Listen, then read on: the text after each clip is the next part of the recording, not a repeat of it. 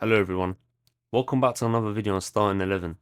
In today's video, we're going to be taking a look at the highest paid starting 11 in Saudi Arabia.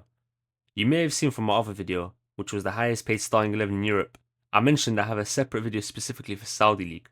Here it is. Just a quick reminder everyone, we're trying to reach 1000 subscribers by the end of 2025, so please help us in doing so. Back onto the video. Today's formation is a 4-3-3 with a CDM. Finally, we're starting to have a mix of formations and not just constantly 4-3-3 with a cam. In the goalkeeper position is current Senegalese and Al Ahly player Mendy. Mendy currently earns 182k a week in the Saudi Pro League and is the club's fourth highest earner. Do I think it's worth it to pay Mendy that amount? Yes. Since his arrival, he's been consistent for Al Ahly, helped them win 2 trophies, most recently one against Cristiano Ronaldo's Al Nassr in a penalty shootout. He's been reliable for them, so I believe it's worth it paying 182k a week for a goalkeeper who was world class whilst leaving Europe, and in my opinion, still is world class. He still has a couple seasons left in him, as he's age 33, and goalkeepers tend to play on longer. Mendy takes the goalkeeper position in the highest paid starting 11 in Saudi. In the right back position is current Portuguese and Al Hilal player João Cancelo. Cancelo currently earns 253k a week. Do I think it's worth it to pay Cancelo that amount? Yes, I do believe it's worth it.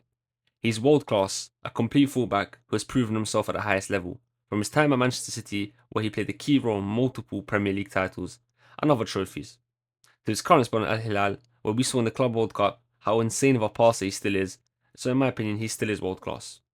Cancelo has consistently shown quality on both ends of the pitch, defensively and attackingly. He offers creativity, defensive stability, and versatility. He's able to play on either side of the fullback positions, whether that's left back or right back. At 31, he still has a few top level seasons left in him, so I believe paying him 253k a week is worth it. Cancelo takes the right back position in the highest paid starting 11 in Saudi Arabia. In the right centre back position is current Senegalese and Al Hilal player Kalidou Koulibaly. Koulibaly currently earns 575k a week in the Saudi Pro League, making him one of the highest paid players in the world, and I think the highest paid defender in the world. Do I think it's worth it to pay Koulibaly that amount? Unfortunately, no. He's always been solid and a reliable defender throughout his career, especially during his time at Napoli, but I don't believe he ever truly reached the level of being world class. He's good, but come on now, 575k a week is simply too much. Even the best defender in the world, in my opinion, Virgil van Dijk, doesn't earn that much. If you're going to pay a centre back 575k, they have to be the best defender in the world, or minimum world class. I don't deny Koulibaly brings experience, class, and leadership, but the salary is just too much in my opinion. Koulibaly takes the right centre back position in the highest paid starting 11 in Saudi. Apologies there for the mistake. Koulibaly is the right centre back. Now the left centre back is current Spanish and Al Nassr player Aymeric Laporte. Laporte currently earns 406k a week in the Saudi Pro League. Do I think it's worth it to pay Laporte that amount? No. He's no longer the world-class defender he once was during his peak at Manchester City. He's still very good, but not as good as he was 4 or 5 seasons ago. Since his arrival at Al Nassr, there's constantly been rumours of him being unhappy at the club, and his performances haven't quite lived up to the expectations. On top of that, it now seems like he's lost his starting spot to new signing Inigo Martinez. With all of that taken into account, 406k a week is too much for a player who isn't consistently starting or performing at the top level like he once was able to. Laporte takes the left centre-back position in the highest paid starting 11 in Saudi. Completing the backline in the left-back position is current French and Al Hilal player Theo Hernandez. Theo Hernandez currently earns 338k a week in the Saudi Pro League. Do I think it's worth it to pay Theo that amount? No. While he's a very good player with strong attacking qualities and pace, I don't think he's in his prime anymore. And even when he was at his best, I personally don't believe his performances ever reached a level where it would justify earning 338k a week. He's solid, but that wage, for me, just seems a bit too much for what he brings to the team. Maybe footballers in general are overpaid, I don't know. Theo Hernandez takes the left back position in the highest paid starting 11 in Saudi Arabia. Moving on to the midfield and starting with the CDM position is current Croatian international and Al Nassr player Marcelo Brozovic. Brozovic currently earns 401k a week in the Saudi Pro League. Do I think it's worth it to pay Brozovic that amount? No, I don't think so personally. He's a good player, no doubt, and he's been important for both club and country over the years, But like Theo Hernandez, I don't think he's ever reached world-class level. 401k a week is just too much for a player like Brozovic. I don't deny his quality, but when you compare salaries to what elite midfielders in Europe earn, it doesn't make sense. Brozovic takes the CDM position in the highest paid starting 11 in Saudi Arabia. In the right central midfield position is current French and Al Ittihad player N'Golo Kante. Kante currently earns 414k a week in the Saudi Pro League. Do I think it's worth it to pay Kante that amount? Unfortunately, no. He was without doubt a world-class player in his prime and is one of the best midfielders the Premier League's ever seen. But at 34 years old, he's out of his prime now. Even though he's still very good and brings a lot of experience, it's not worth it for me. Like I said already, elite midfielders in Europe don't earn that kind of money, so I don't believe Kante deserves that much at this stage of his career. If he was in his prime, I'd agree, but when he was in his prime, he wasn't earning almost half of what he is earning right now at Al Ittihad at 34 years old. At Chelsea, he was helping them win Premier Leagues and he won a Champions League with them. He's still a high level player, but 414k a week is just too much for me. Kante takes the right central midfield position in the highest paid starting 11 in Saudi Arabia. Completing the midfield in the left central midfield position is current Serbian and Al Hilal player Sergej Milinkovic-Savic. Milinkovic-Savic currently earns 414k a week in the Saudi Pro League like N'Golo Kante. Do I think it's worth it to pay him that amount? No. He's a very good player and is still producing top performances similar to his time in Europe, but he never reached world-class status in my opinion, due to the fact he stayed at Lazio for too long.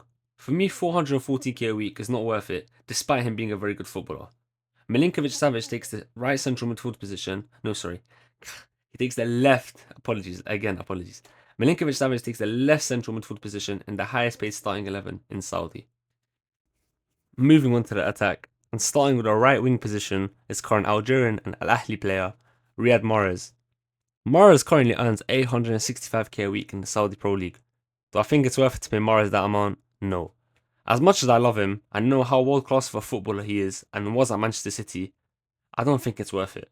He's still very good at Al Ahly, by the way, but only prime Ronaldo and Messi were truly worthy of earning that much. Even then, I might say for them, it's still a bit too much. Regardless, for Algeria's main man, despite his class and skill, 865k a week is not worth it in my opinion. Mahrez takes the right winger position in the highest paid starting 11 in Saudi Arabia. In the striker position is current French and Al Ittihad player Karim Benzema. Benzema currently earns 829k a week in the Saudi Pro League. Do I think it's worth it to pay Benzema that much? No. The former Ballon d'Or winner is one of the best strikers we've ever seen and recently helped Al Ittihad to a league title, so I don't deny his class. However, at 37 years old and clearly out of his prime, 829k a week is too much. During his prime and Ballon d'Or winning season at Real Madrid, he wasn't even earning half of that. No doubt he's world class, but Al Ittihad are overpaying. Benzema takes the striker position in the highest paid starting 11 in Saudi Arabia. Completing the attack and starting 11 is no other than Cristiano Ronaldo. Don't worry, I didn't forget about him. I just decided to put him in the left wing position, even though he hasn't played there in years. But hey, rules are rules. I did say if they've played in a position before, they can go there. Ronaldo currently earns 3.4 million a week in the Saudi Pro League. Despite his aura, class, and everything else, 3.4 million a week is just too much. Even if this was 2017 Ronaldo, it's still too much. Yes, he brings a lot of revenue, attraction to the club, and world-class performances, but 3.4 million a week, in my opinion, is just too much. In his prime, he wasn't even earning a quarter of that at Real Madrid. No doubt he's a goat of football, but like I said, 3.4 million a week is simply too much. Ronaldo takes the left wing position in the highest paid starting 11 in Saudi Arabia. That's the starting 11 complete. On to the manager, and his current Al Hilal manager, most recently managed Inter Milan, Filippo Inzaghi, who's earning 26 million a year, making him the second highest paid manager in the world, behind surprisingly Diego Simeone at Atletico Madrid. A world class manager and arguably top 5 managers in the world, but I don't think any manager from Pep should be near this amount, and even then, I'd say Pep is overpaid. On to the predictions. Where do I think the highest paid 11 in the Saudi Pro League would place in the Champions League? I'm going to say quarterfinals. Potentially round of 16, but I'm going to stick with quarterfinals. Every player in the starting 11 is good, but almost all of them are nowhere near their primes, so wouldn't have as much hunger to win the competition. If they was all in their primes, it's a different story, but it's based off current form. So I therefore believe they reach the quarterfinals, but they get knocked out in the quarterfinals. That's the end of the video, everyone. If you enjoyed the video, make sure to like, subscribe, and leave a comment if you agree with my predictions, and if any player's salary surprises you. Thank you for watching.